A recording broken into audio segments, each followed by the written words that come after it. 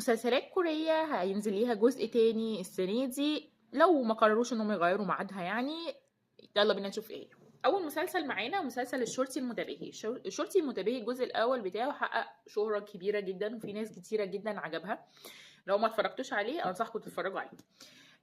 بعد كده المسلسل رقم 2 مسلسل الشريك الجيد، وهو مسلسل قانوني بيتكلم عن 2 محاميتين في مكتب قانوني كبير.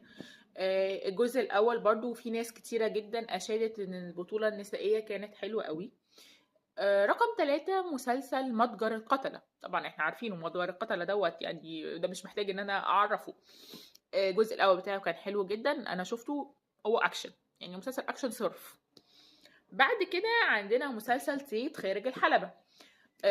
الابطال زي ما هم في الجزء التاني، مش هيغيروا فيهم اي حد خالص. بعد كده عندنا مسلسل كلنا موتى. طبعا احنا عارفين مسلسل كلنا موتى دوت، ده مسلسل رعب بيتكلم عن الزومبي والحاجات دي، لو انتوا ليكوا في الحاجات دي.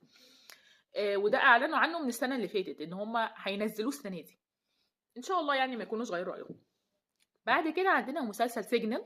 مسلسل سيجنال الجزء الاول انا كنت اتكلمت عنه في فيديو قبل كده، عباره عن 2 محققين بيحققوا في الجرائم بس عن طريق جهاز لاسلكي. ده في عصر وده في عصر. هيعملوا له جزء تاني. قبل يعني كانوا اعلنوا عن كده قبل ما احد الابطال منهم يعتزل التمثيل، لان ظهر عليه هو كان شخص متنمر، فقرر ان هو يعتزل لما قرروا ان هم يعملوا المسلسل.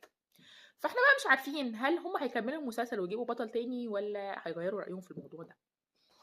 بعد كده عندنا مسلسل حياتي مرة أخرى، أو Again My Life. ده أنا هعمله فيديو لوحده لأن أنا اتفرجت على المسلسل ده، والمسلسل ده حلو جدا على فكرة. هو مسلسل من المسلسلات اللي هي الرجوع بالزمن. هو عمل حادثة، واضطر ان هو يرجع بالزمن لورا علشان يصلح الاحداث و هو عباره عن قاضي.